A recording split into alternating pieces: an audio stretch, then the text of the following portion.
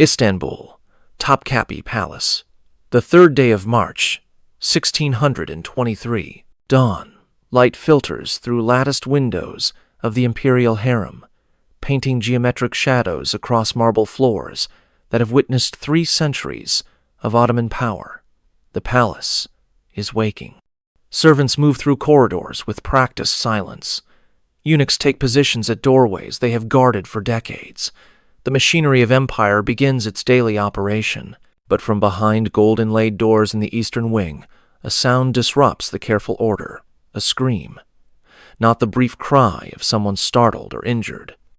This is sustained horror, the kind of sound that comes from someone experiencing something that breaks them at a fundamental level. The servants in the corridor freeze. They have been trained since childhood to notice nothing, to hear nothing, to know nothing about what occurs behind closed doors in the imperial harem. But this scream penetrates even the most disciplined indifference. A senior eunuch named Suleiman moves toward the door. He has served in the palace for 42 years. He has seen everything the Ottoman system produces: births and deaths, poisonings and assassinations. The rise and fall of favorites, the systematic destruction of princes who threaten succession. Nothing surprises him anymore. But when he opens the door, even his carefully maintained composure falters for just a moment, just long enough for the younger servants to notice. Inside the chamber, a young woman sits on the floor amid silks and cushions that cost more than most people earn in a lifetime. Her name is Fatma Sultan. She is 16 years old. She is the daughter of Sultan Ahmed I, which makes her one of the most powerful women in the empire by blood.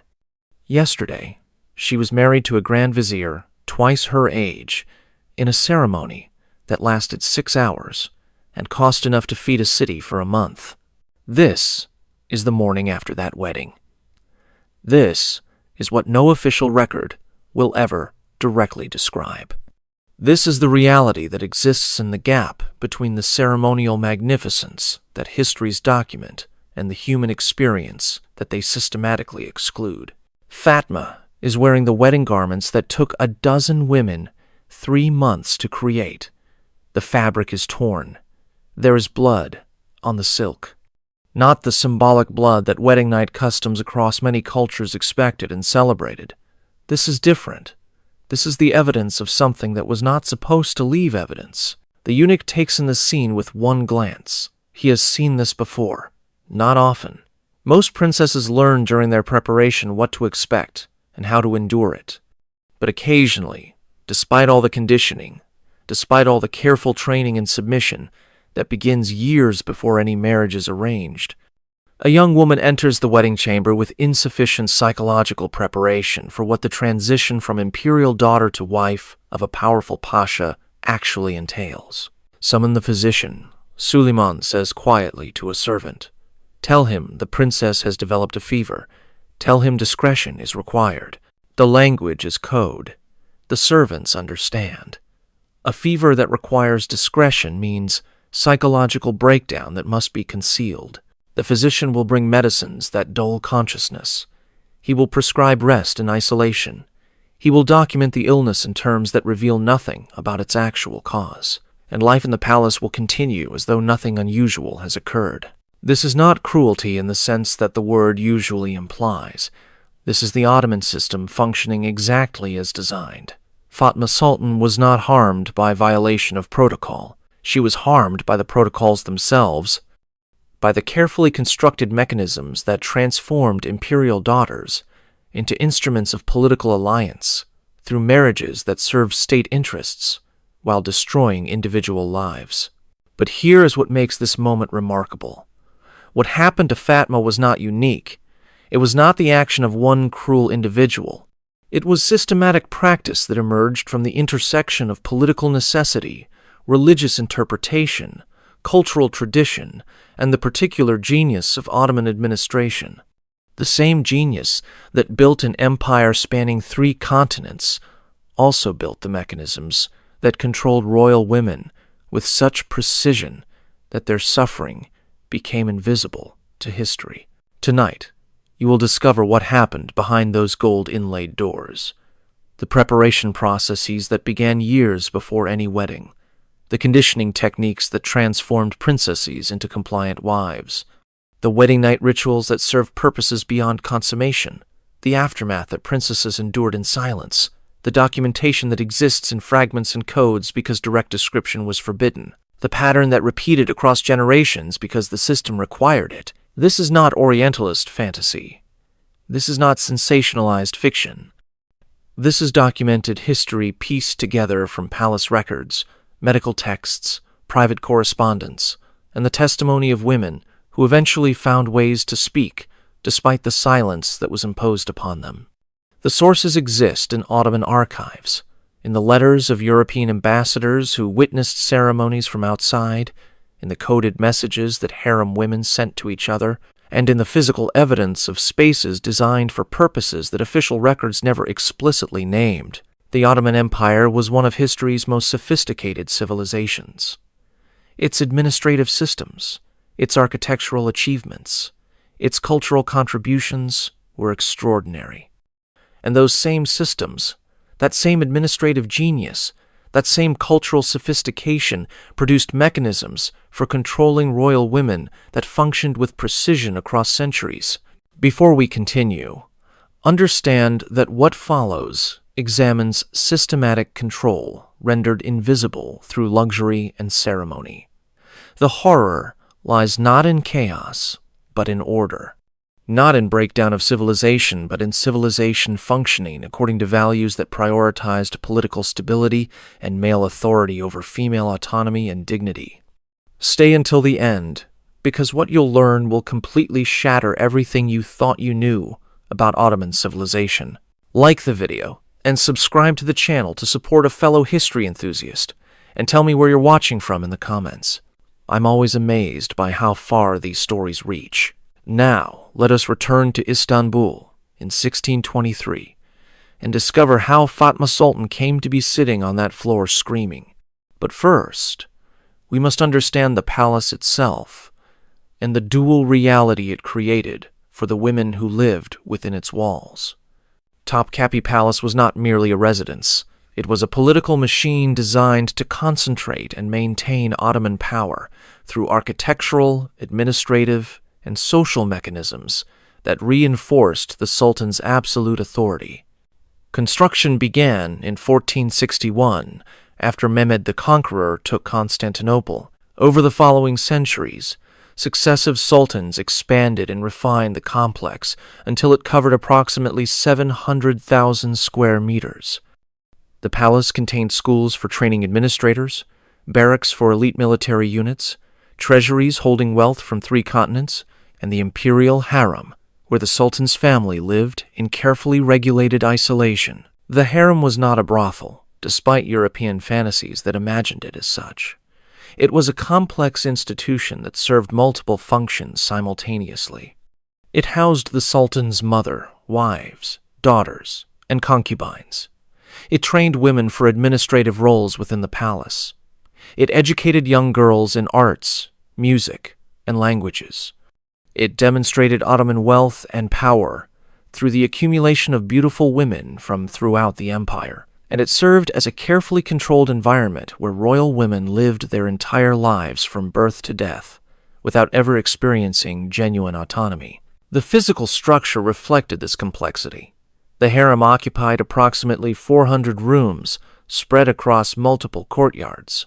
Some areas were luxurious beyond imagination, with marble fountains, gilded ceilings, and windows of colored glass. Other areas were simple, functional spaces where servants lived and worked. The architectural variety created hierarchy that was visible in where different women were permitted to reside. At the top of this hierarchy sat the Valide Sultan, the Sultan's mother. She exercised enormous power over all other harem women.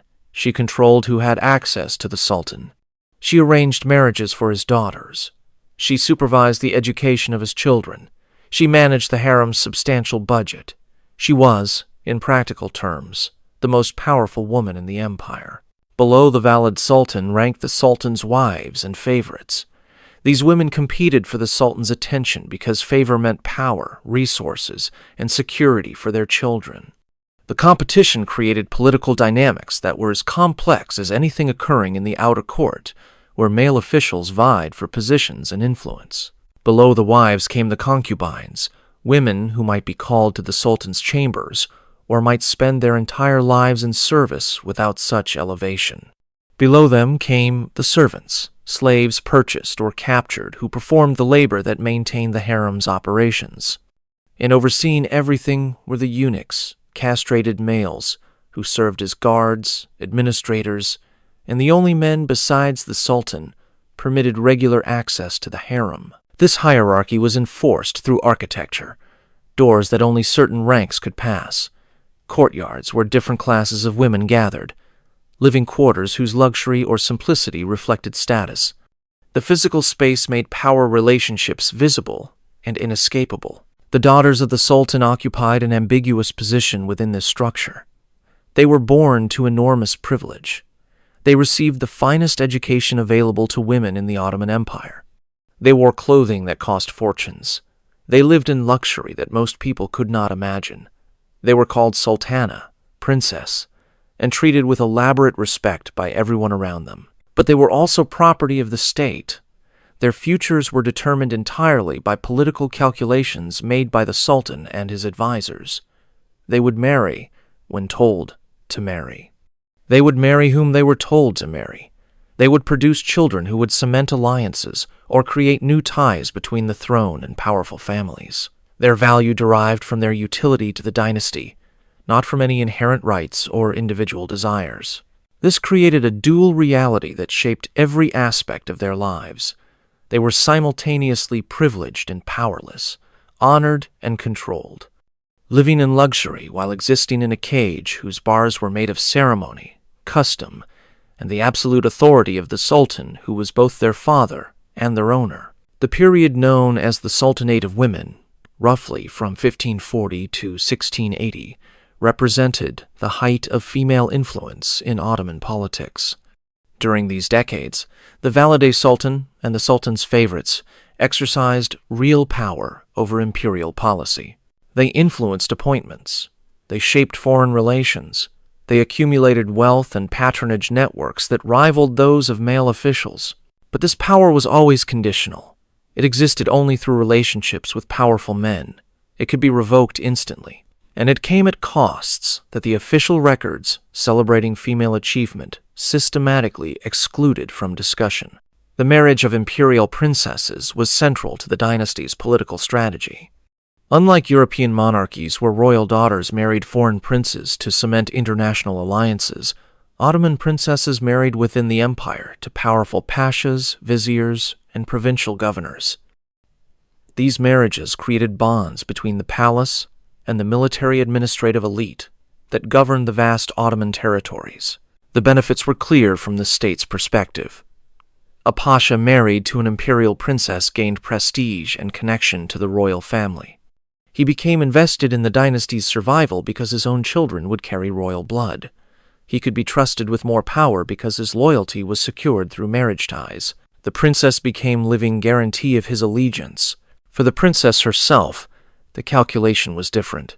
She was being permanently separated from her birth family and sent to live with a man she had likely never met. She was expected to produce children who would further entangle the pasha's family with the dynasty. She was representing the Sultan's authority in her husband's household, demonstrating proper Ottoman behavior and ensuring that her husband remained loyal. The marriage was transaction, not relationship. The princess was a valuable component being transferred from one part of the political machinery to another. Her feelings about this transaction were irrelevant to everyone except herself. The preparation for this role began years before any specific marriage was arranged. Young princesses understood from early childhood that they would eventually marry powerful men chosen by their father.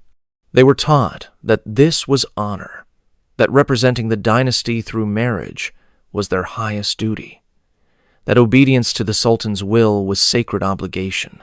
But knowing abstractly that marriage would be arranged and actually experiencing the reality of that arrangement were different. The gap between intellectual understanding and lived experience was where the system's true nature became visible. And it was in managing that gap that the Ottoman palace developed techniques of psychological conditioning whose sophistication would impress modern specialists in coercive control. Mihrimah Sultan was born in 1522, daughter of Sultan Suleiman the Magnificent, and his wife Harem Sultan. She grew up during the empire's golden age, when Ottoman power reached its greatest extent. She was educated by the finest tutors, learning Arabic, Persian, Islamic theology, poetry, and music. She was intelligent, curious, genuinely engaged with her studies. Her childhood was spent almost entirely within the harem. She saw her father occasionally during brief formal visits. She knew her brothers primarily through similar supervised encounters. Her real family was her mother and the other harem women who raised her. This was normal for imperial daughters. The isolation was not punishment. It was protection and control rendered as care. When Mihrimah was 17, her father informed her that he had arranged her marriage to Rustam Pasha, the Grand Vizier. Rustam was approximately 40 years old, physically unattractive by contemporary accounts, but politically brilliant and immensely wealthy.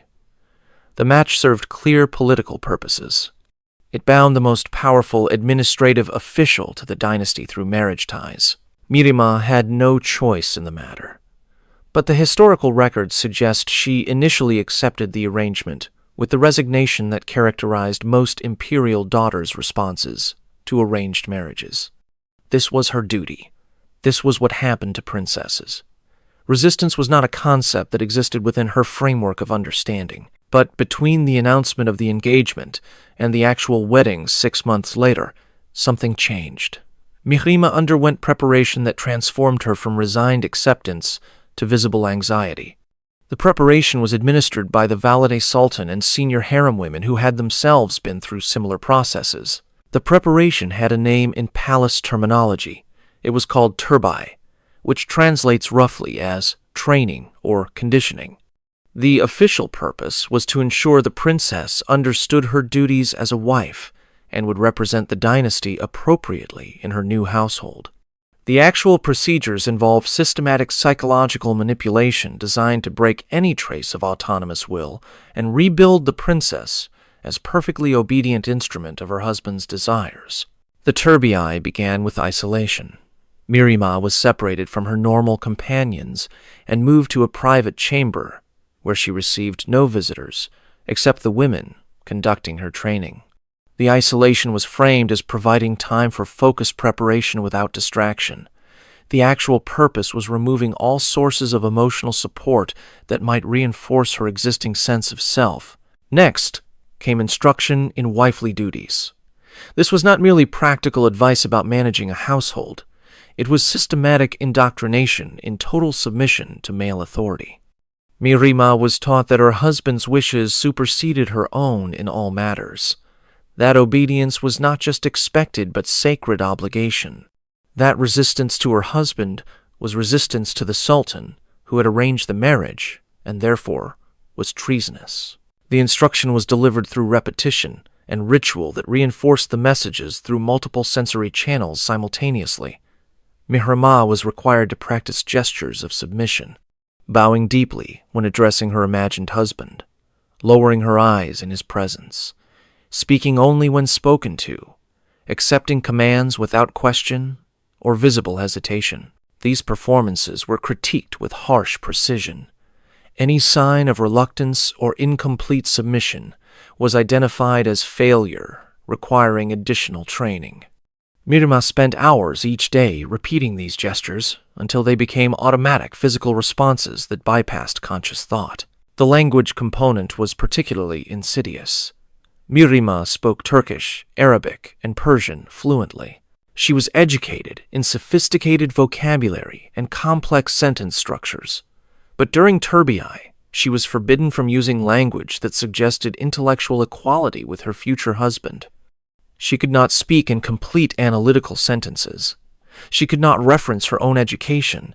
She could not demonstrate knowledge that might challenge male authority.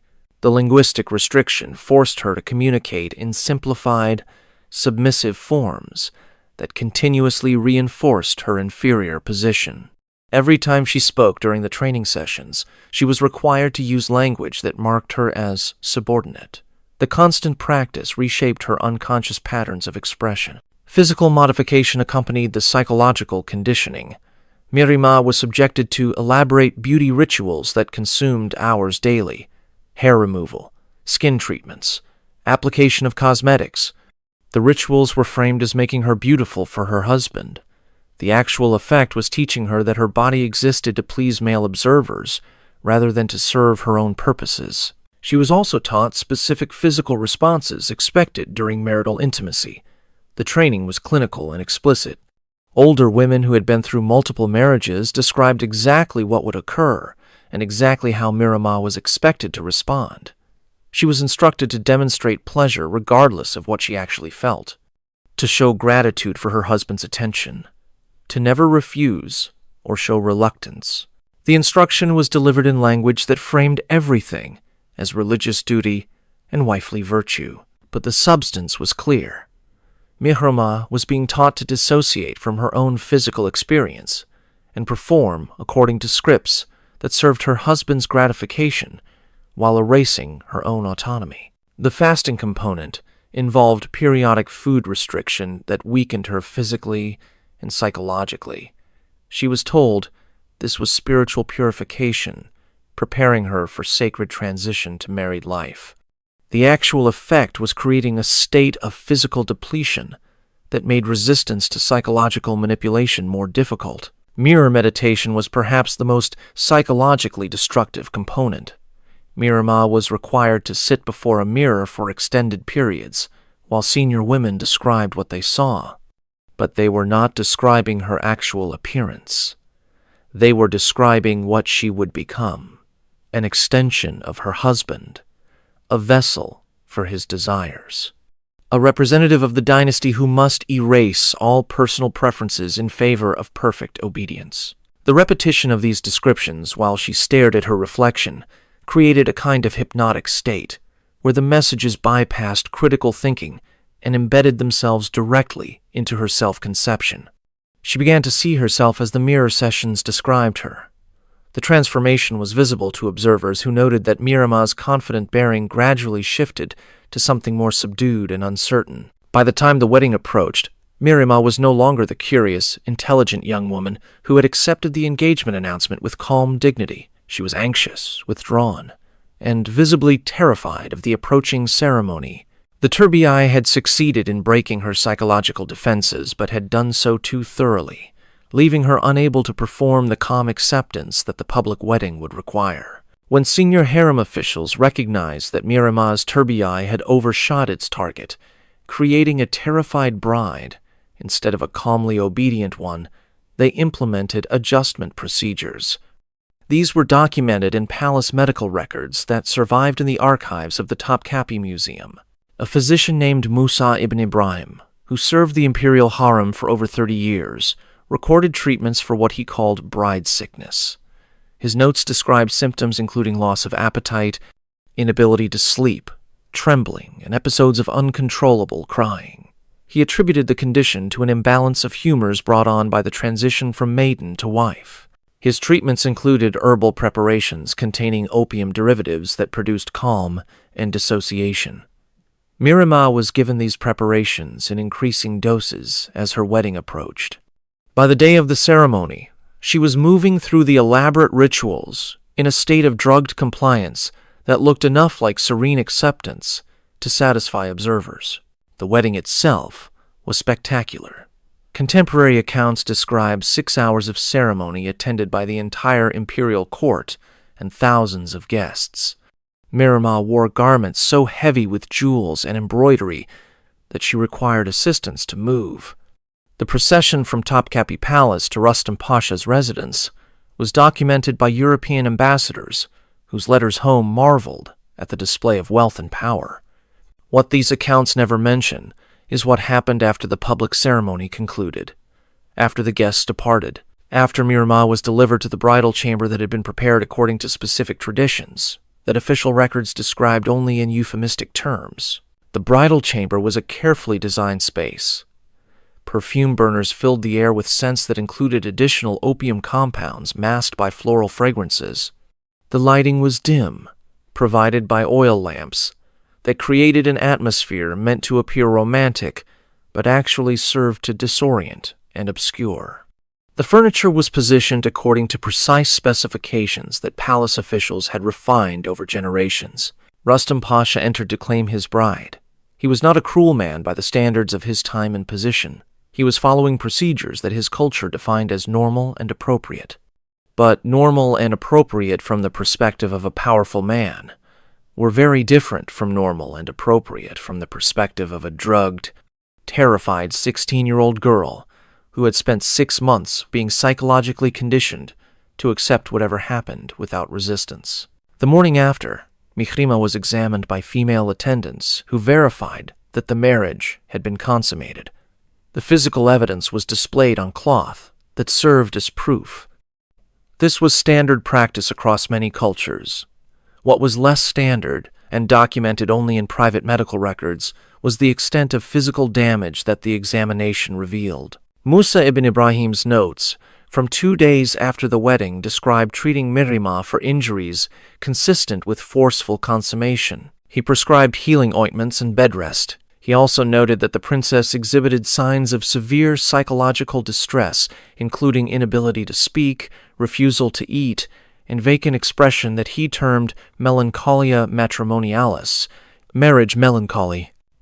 The treatment for this melancholy was isolation and continued doses of opiate preparations until Mihrimah could function well enough to perform her public duties. After 3 weeks, she was able to appear at court functions and demonstrate appropriate behavior. She went on to have 5 children over the following years. She became a patron of architecture, commissioning the Mihrimah Sultan Mosque that still stands in Istanbul. She was, by official standards, a successful princess who fulfilled her dynastic duties. But private correspondence that survived in family archives tells a different story. Letters between Mihrimah and her mother Harem reveal ongoing psychological damage. Mihrimah described nightmares that persisted for years. She mentioned physical pain that physicians could not explain.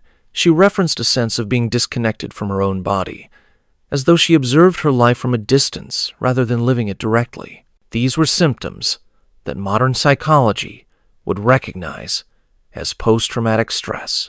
But Ottoman medical thinking had no framework for understanding psychological trauma caused by experiences that their culture defined as normal and appropriate. Mihrimah's suffering was attributed to constitutional weakness or spiritual failing, rather than to the systematic conditioning and traumatic wedding night that had actually caused it.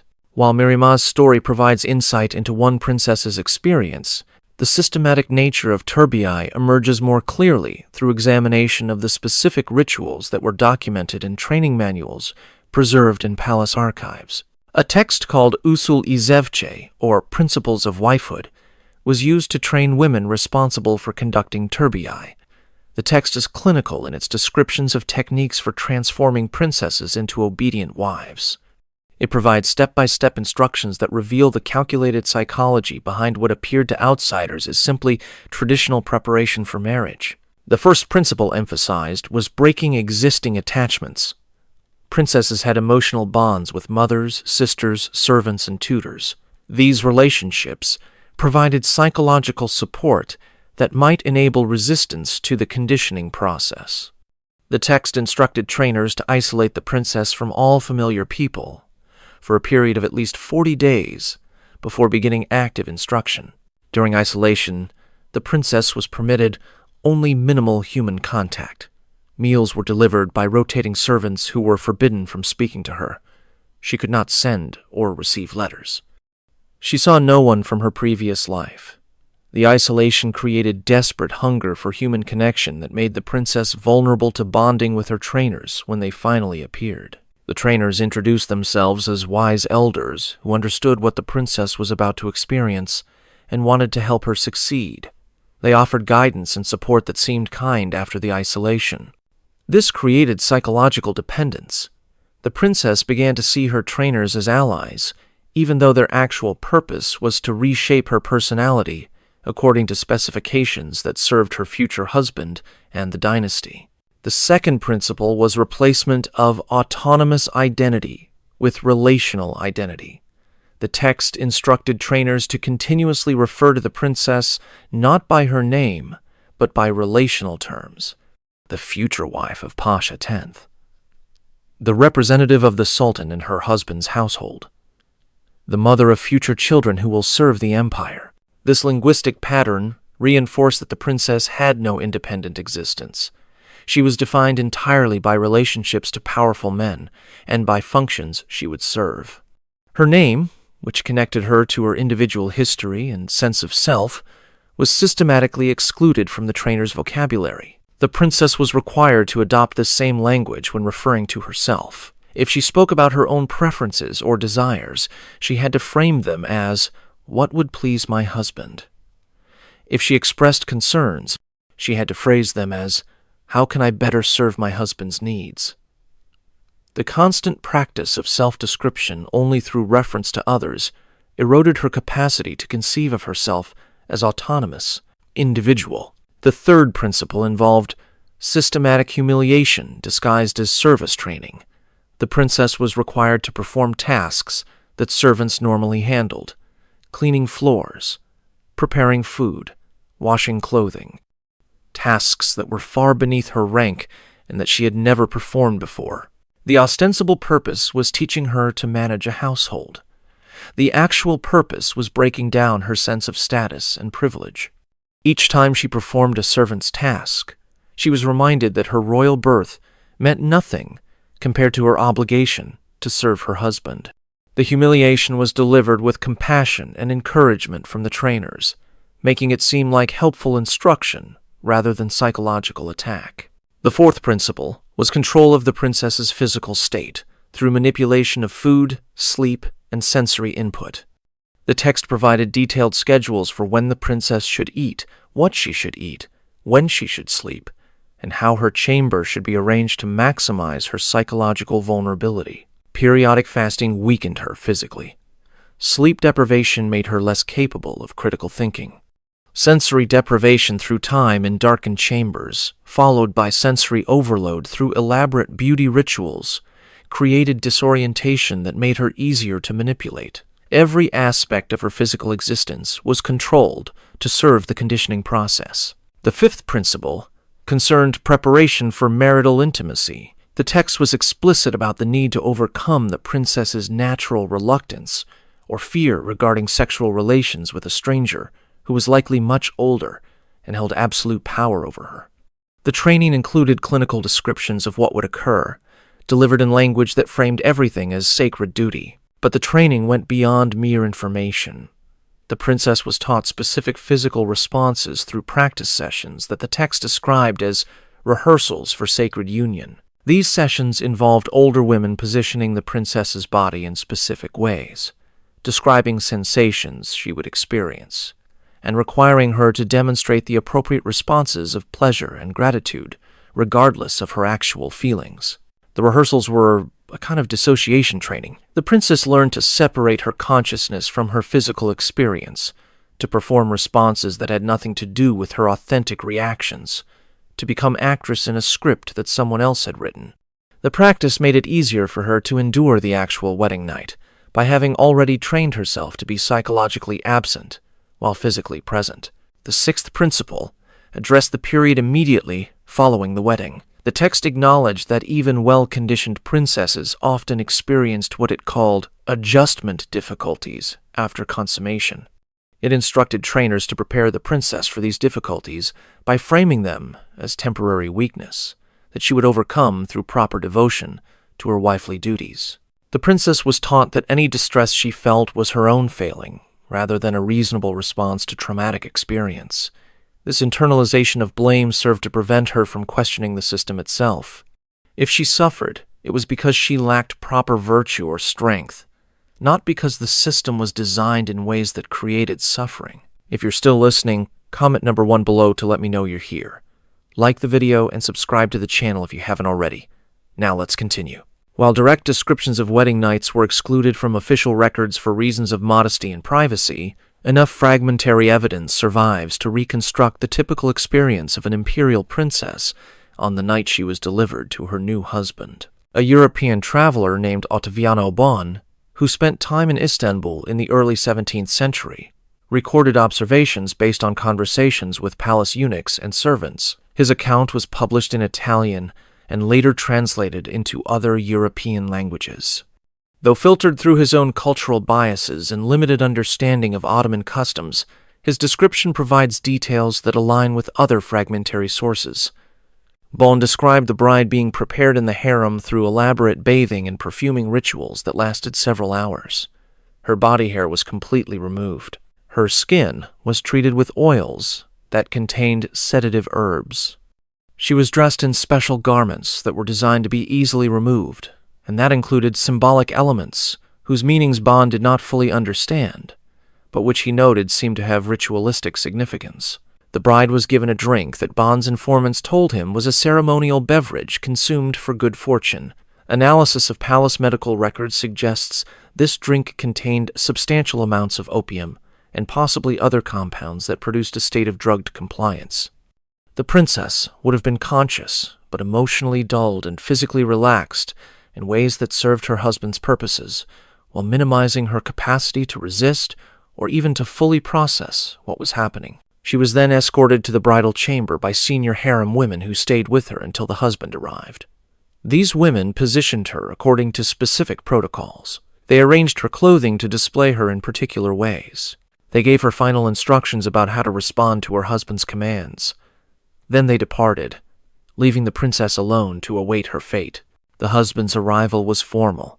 He entered in ceremonial dress. He performed brief prayers. He inspected the chamber to ensure it had been properly prepared. Only then did he approach his bride.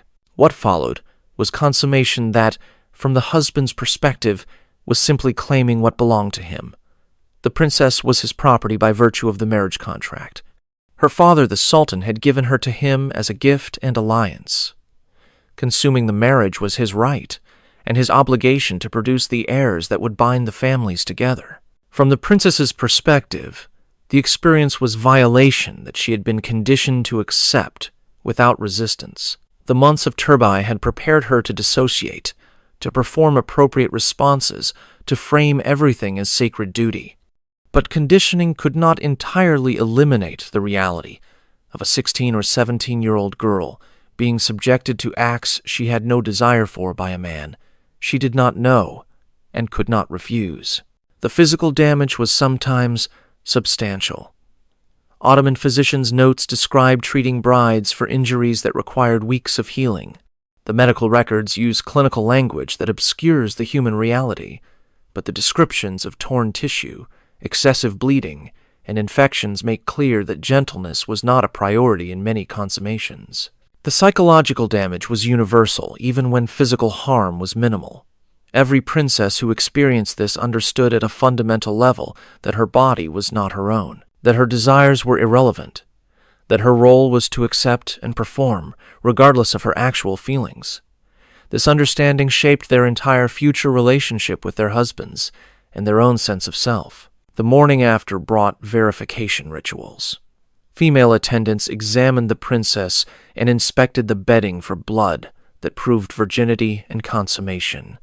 This evidence was shown to family representatives and sometimes displayed more publicly depending on the specific circumstances and customs of the period. The princess was then moved to her husband's household, leaving the palace where she had spent her entire life. She would never return to the harem except for brief formal visits. Her childhood was definitively over. Her new existence as wife and eventual mother had begun. The transition was complete. Fatma Sultan, whose scream opened this account, provides a case study in what happened when the conditioning failed to completely suppress the princess's authentic response to her wedding night trauma. Fatma was the daughter of Sultan Ahmed I and half-sister to Mihrimah Sultan. She was married in 1623 to Kara Mustafa Pasha, who would later become Grand Vizier, but at the time of the marriage was a rising military commander. She was 16. He was 38. Fatma's Turbi had followed standard protocols. 6 months of isolation and conditioning, systematic breaking of her autonomous identity, training in dissociation and performance, medicinal preparations to ensure compliance. Everything that should have produced a successfully conditioned bride. But something in Fatma resisted. Whether she was constitutionally stronger than most, or whether her particular trainers were less skilled, or whether the specific circumstances of her wedding night exceeded what even thorough conditioning could prepare her for, the result was that the psychological defenses the Turbi had built failed. The morning after her wedding, when the eunuch Suleiman entered her chamber and found her screaming, Fatma had regressed to an uncontrolled state that the system could not permit to become visible. The physician who was summoned gave her powerful sedatives that rendered her unconscious for 2 days. When she woke, she was in an isolated chamber in her husband's residence. She had no memory of being moved there. She barely remembered the wedding itself. The trauma had created a kind of protective amnesia that her mind employed as defense against unbearable reality. But the physical evidence of what had occurred was inescapable. Fatma was examined by physicians who documented injuries that required extended treatment. The damage was severe enough that resumption of marital relations was postponed for 6 weeks while she healed. During this recovery period, Fatma exhibited what palace medical records called disturbances of spirit. She refused to eat. She did not speak for days at a time. She showed no interest in her surroundings or in the elaborate gifts her husband sent to her chambers. She simply sat and stared at walls. A female physician named Aisha Hatun was assigned to treat Fatma's condition. Aisha Hatun's records, preserved in the imperial archives, provide detailed descriptions of Fatma's symptoms and the treatments attempted. The physician recognized that Fatma was experiencing something beyond physical injury, but had no framework for understanding psychological trauma as such. She diagnosed Fatma with an excess of black bile, a humoral imbalance that produced melancholy. The treatments included purgatives to remove the excess bile, herbal preparations to restore balance, and recommendations for rest and pleasant surroundings to improve her spirits. But Aisha Hatun also noted in private observations that she recorded separately from her official medical reports that Fatma's disturbance seemed connected to her marriage. The physician wrote that Fatma showed signs of terror when her husband visited, that she became agitated when anyone mentioned wifely duties, that she seemed most calm when left completely alone in her chambers. These observations led Aisha Hatun to make an unusual recommendation. She suggested that Kara Mustafa Pasha should abstain from relations with his wife for an extended period, possibly several months, to allow her constitution to recover fully. She framed this as medical necessity required to restore Fatma's humoral balance. Kara Mustafa was not pleased. He had married to gain connection to the royal family and to father children who would carry imperial blood. A wife who could not perform her marital duties was useless to him. But refusing a physician's medical advice would appear cruel and might create scandal if it became known. He agreed to a 3-month abstention. During this period, Fatma slowly regained some stability. She began eating again. She started speaking, though her conversation was limited and her affect was flat. She participated in minimal social activities required of a pasha's wife. She appeared to be recovering. When Kara Mustafa resumed relations after the 3-month period, Fatma's symptoms returned immediately. She stopped eating. She withdrew into silence. She showed the same signs of terror that had characterized her initial breakdown. This cycle repeated several times over the following 2 years. Each time her husband demanded his marital rights, Fatma experienced psychological crisis. Each time she was given extended recovery periods, she stabilized somewhat. The pattern was clear to the physician, if not to the husband. Aisha Hatun's records indicate that she tried to explain to Kara Mustafa that his wife's condition was connected to marital intimacy and that forcing it caused harm. But her explanations were filtered through humoral theory that made no sense to him, and she could not speak directly about the true cause without violating the standards of modesty that governed such discussions. After 2 years of marriage, Fatma finally became pregnant. The pregnancy was difficult. She was ill throughout. She experienced premature labor that physicians barely managed to prevent. When she finally gave birth, the child was weak and died within days. Fatma's mental state deteriorated completely after the loss of her child. She refused to see anyone, including her husband. She would not leave her chambers. She stopped all personal care and had to be bathed and fed by servants like an infant. Kara Mustafa Pasha consulted with the palace about what to do with a wife who had become completely dysfunctional. The solution reached was that Fatma would be returned to Topkapi Palace on grounds of illness. She would live in isolated chambers in the harem where she could be cared for without creating scandal. Fatma spent the next 18 years in those chambers. She never recovered her ability to function normally. She remained withdrawn, silent, showing signs of what modern diagnosis would recognize as severe post-traumatic stress disorder and major depression. She died in 1643 at age 36. The official cause of death was recorded as constitutional weakness, but she essentially died from accumulated trauma that her psyche could not process or survive. Her story was not unique. Palace records contain references to other princesses who experienced similar breakdowns, but most were better concealed. Fatma's case became somewhat known because her symptoms appeared so quickly after her wedding, and because her eventual return to the palace created gossip that sources recorded. Most princesses who suffered similar damage did so more quietly, maintaining enough external function to avoid creating scandal while dying slowly inside. The reason these stories remained hidden for centuries was not accident. It was the result of systematic mechanisms designed to prevent princesses from communicating their experiences in ways that might challenge the official narratives about imperial marriage. The first mechanism was linguistic. Ottoman Turkish contained elaborate honorific systems that made direct discussion of sensitive topics nearly impossible. Describing sexual relations required euphemisms so indirect that they communicated almost nothing specific. A princess, trying to tell her mother about traumatic wedding night experiences, would struggle to find words that conveyed her meaning without violating the linguistic taboos that governed palace conversation.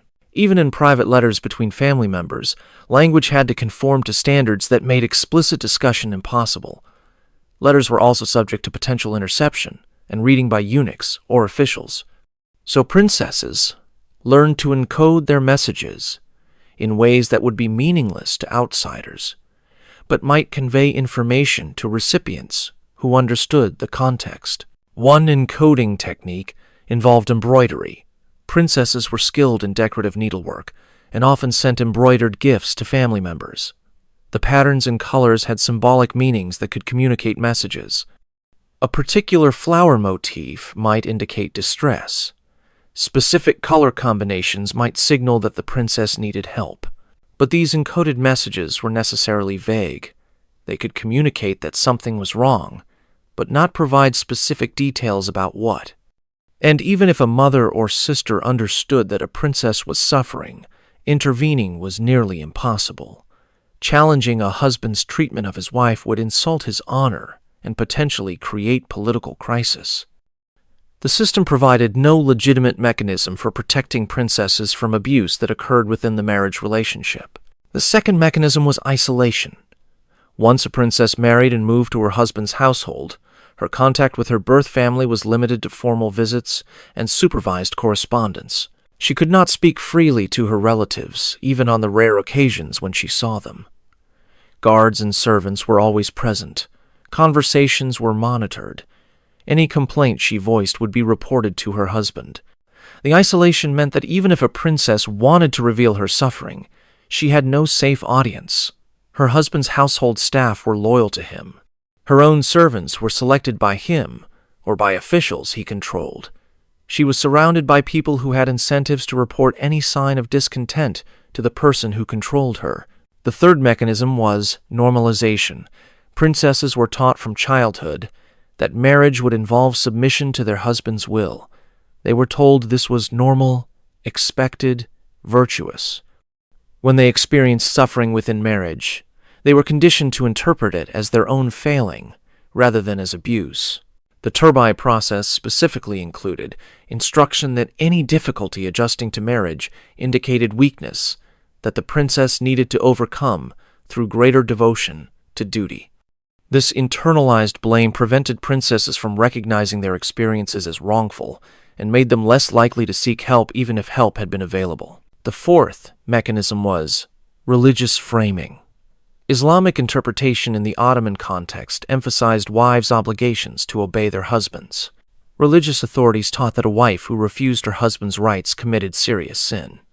Princesses who experienced their marriages as traumatic violation faced the additional burden of believing that their suffering was religiously mandated, and that resistance would be not just politically dangerous, but spiritually damning. This religious dimension made it nearly impossible for princesses to articulate their experiences in terms that would be recognized as legitimate grievances. If they described feeling violated, they would be told they were misunderstanding sacred duties. If they said they felt enslaved, they would be corrected that obedience to one's husband was commanded by God. The vocabulary for describing their reality as wrongful did not exist within the religious framework that governed their lives. The fifth mechanism was the threat of worse alternatives. Princesses who failed to function adequately as wives could be divorced and returned to the palace in disgrace. This was the worst possible outcome from the dynastic perspective, because it meant the political alliance the marriage was meant to create had failed. Divorced princesses brought shame to their families. They lost status. They might be remarried to someone of lower rank or left unmarried, which meant living in limbo in the harem, with no clear role or future. The fear of divorce kept princesses compliant even when their marriages were unbearable.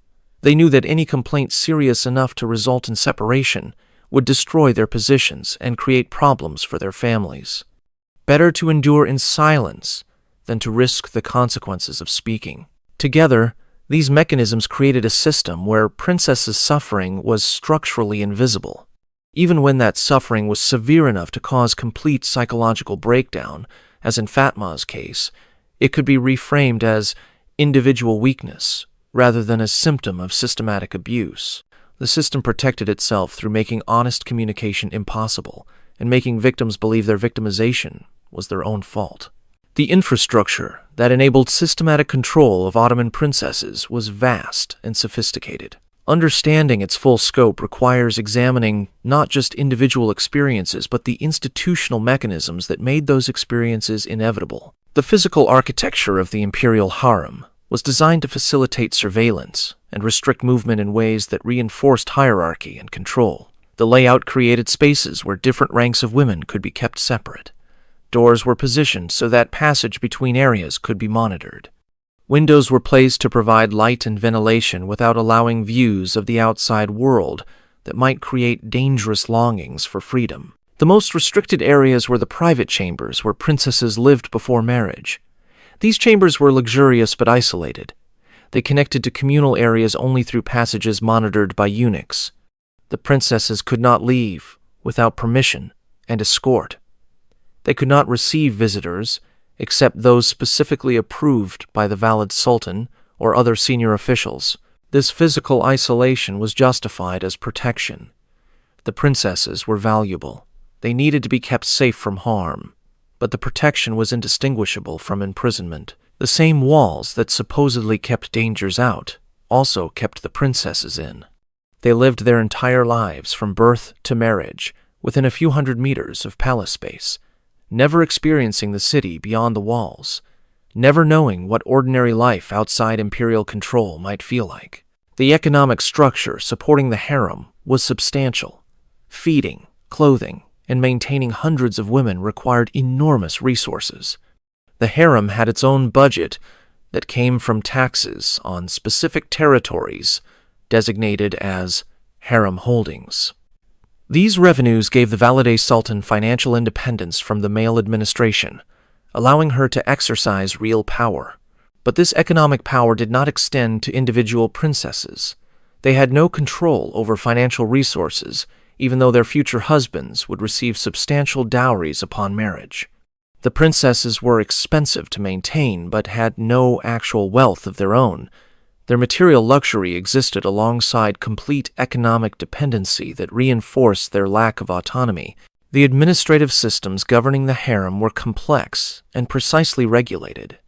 Written rules specified who could go where, who could speak to whom, who was entitled to what privileges. The regulations covered everything from the colors of clothing different ranks could wear, to the foods they were permitted to eat, to the size and furnishing of their chambers. These rules created a framework where every interaction was governed by protocol. Nothing was spontaneous. Nothing was private. Everything occurred within structures that reinforced hierarchy and control. The princesses could not form genuine relationships because all relationships were mediated by rank and regulation.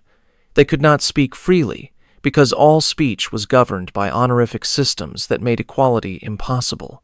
They could not make autonomous choices because every aspect of their lives was determined by rules they had no power to change. The role of the eunuchs was central to the system's operation. Castrated males who could safely interact with women without risk of sexual involvement. Eunuchs served as guards, administrators, and intermediaries between the harem and the male court. They controlled access. They monitored behavior. They reported violations of protocol to senior officials. The eunuchs occupied a complex position. They were themselves slaves, bought or captured, and subjected to mutilation that made them suitable for harem service. But within the harem hierarchy, they held significant power over the women they supervised. They could grant or deny small privileges. They could report behavior that led to punishment. They could make life easier or harder for individual women depending on their relationships.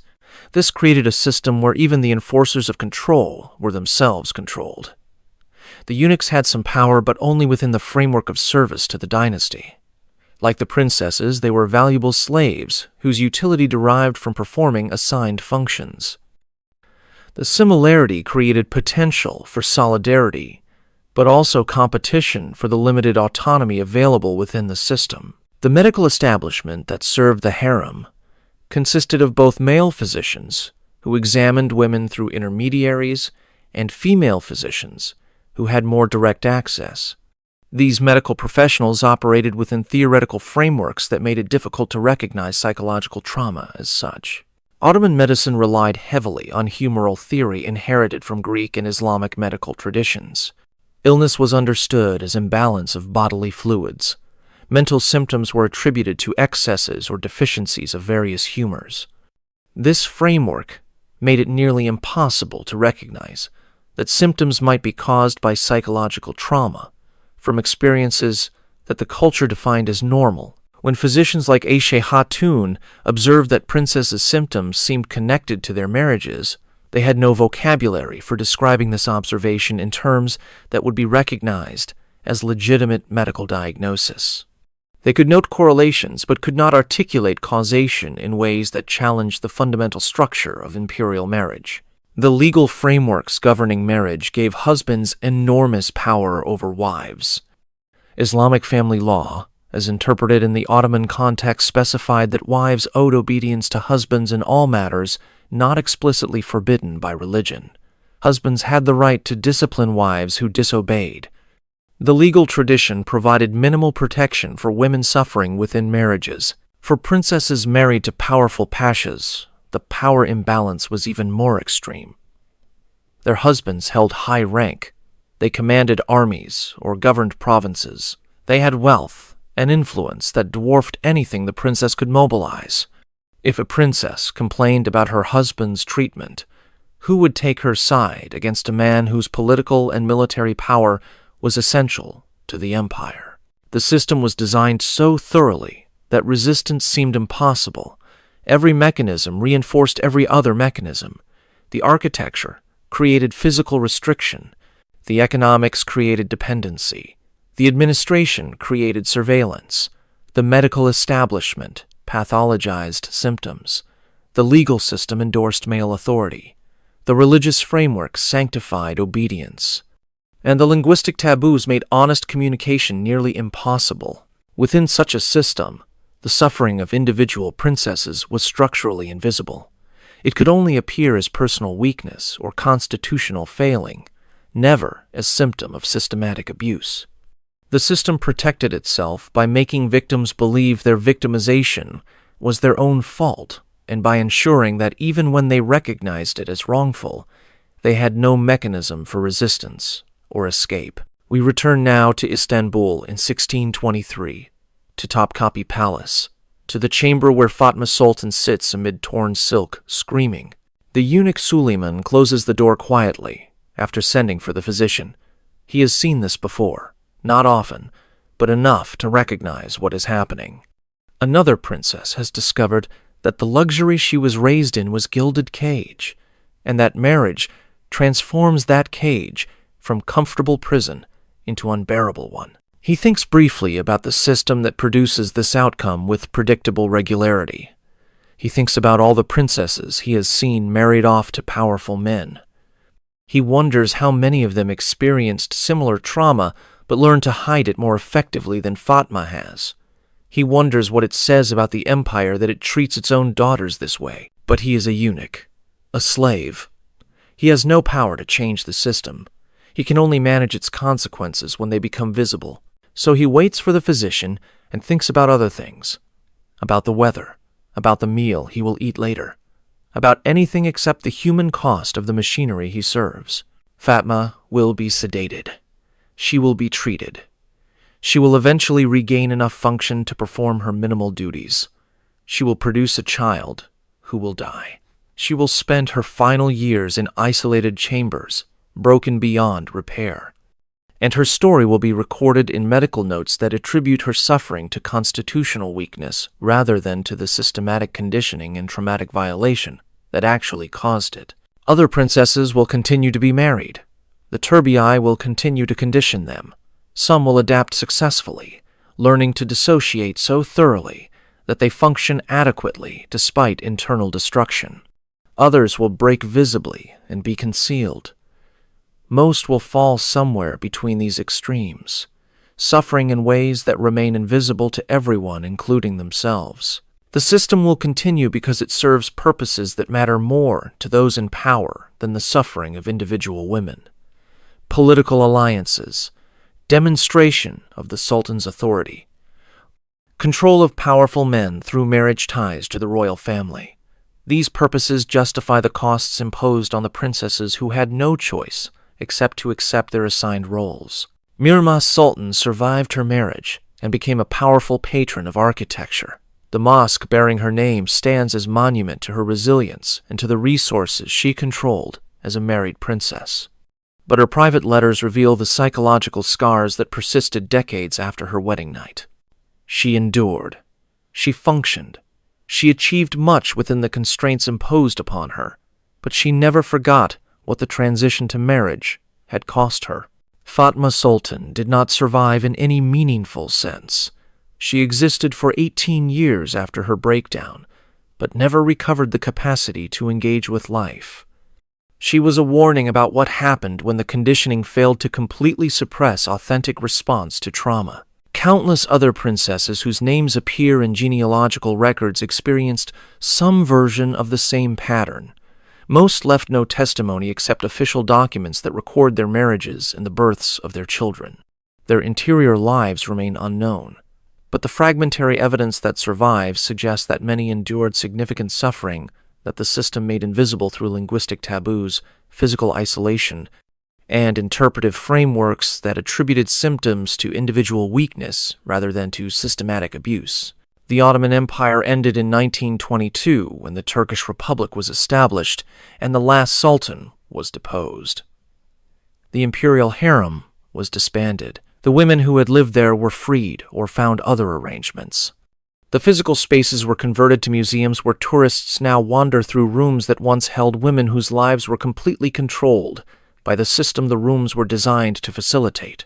Modern visitors see the luxury, the beautiful tile work, the elegant fountains, the costly furnishings. They read placards that describe the harem as a place where women lived in comfort and wielded political influence. The descriptions are not entirely false. The luxury was real. Some women did exercise significant power, but the descriptions omit the control, the isolation, the systematic conditioning, the trauma of forced marriages, the suffering that was made invisible through mechanisms designed specifically to prevent it from being acknowledged. The full truth is emerging slowly as scholars examine sources that previous generations ignored or dismissed, palace medical records that document princesses' symptoms, private correspondence that was coded but can be decoded with sufficient knowledge of context, architectural analysis that reveals how spaces were designed to facilitate surveillance and restrict movement, comparative studies with other court systems that employed similar control mechanisms. The picture that emerges is of sophisticated civilization that produced stunning achievements, while simultaneously operating institutional practices that destroyed individuals in service to dynastic interests. The achievements and the atrocities were not contradictions but products of the same administrative genius and cultural values. Understanding this requires confronting uncomfortable truths about how systematic control operates, about how luxury can coexist with captivity, about how conditioning can make victims believe their suffering is their own fault, about how mechanisms that appear protective can actually serve purposes of control, about how silence can be enforced through multiple redundant systems that make honest communication nearly impossible. The lessons matter because the patterns persist. Modern societies still create systems that control women through conditioning disguised as education, still enforce silence through shame and blame, still use religious or cultural traditions to justify practices that serve male interests at female expense. The specific forms change, but the underlying dynamics remain recognizable. Recognizing those dynamics in historical contexts helps identify them in contemporary ones. Understanding how the Ottoman palace controlled its princesses provides framework for understanding how other institutions control their most vulnerable members. The patterns are never identical, but the family resemblances are clear to observers willing to look past surface appearances to underlying structures. Fatma Sultan died in 1643. Her grave is in a cemetery near one of the mosques her mother patronized. The inscription identifies her as daughter of Sultan Ahmed and praises her piety and virtue. It says nothing about the trauma that defined her life or about the system that produced that trauma. Like most historical records, it presents the official narrative while excluding the human reality. But she existed. She suffered.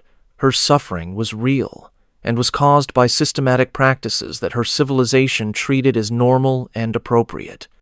Acknowledging her experience requires questioning those official narratives and recognizing that much of what we understand as historical fact is actually propaganda that successful systems produce to conceal their costs. Remember Fatma. Remember Mihrimah. Remember all the Ottoman princesses whose names appear in genealogies but whose interior lives remain largely unknown. Remember that they were not abstractions but human beings, with thoughts, feelings, desires, and suffering that mattered, even though the system treated them as merely instruments of dynastic policy. Remember that the Topkapi palace is beautiful and sophisticated, and built on the systematic control of women who had no choice except to accept the roles assigned to them. Remember that civilization and oppression are not opposites, but often partners when administrative competence serves values that prioritize power and stability over individual autonomy and dignity. If you found this examination valuable, if you believe these stories deserve honest telling, subscribe. We will continue exploring the realities of historical systems that official records concealed through linguistic conventions, physical isolation, and interpretive frameworks that made systematic abuse invisible to contemporaries and to later generations. Drop a comment with your location because understanding how court systems controlled royal women requires knowing how widespread these practices were and how different cultures implemented similar mechanisms. The next video will explore another aspect of imperial power that official histories sanitize. Another chapter where luxury concealed captivity and where women's suffering was made invisible through sophisticated systems that operated for centuries without serious challenge. These voices from the imperial harem were silenced in their own time. They left fragmentary evidence that scholars are only now beginning to examine honestly. They deserve to be remembered not as fortunate women who lived in luxury, but as humans who endured systematic control while maintaining whatever resistance was possible within impossible constraints. Remember that the wedding nights Ottoman princesses feared were not unfortunate individual experiences, but products of systematic conditioning and institutional practices that their civilization developed and refined across generations. Remember that their fear was reasonable response to real danger that the system simultaneously created and concealed. Remember that historical truth requires looking past official narratives to the experiences of people who had no power to shape those narratives. Remember that the comfortable stories we tell about the past often exclude the uncomfortable realities that made those stories possible. Thank you for watching. Subscribe for historical truth that challenges comfortable myths. And remember that the capacity for systematic control disguised as protection exists in every human society, including our own.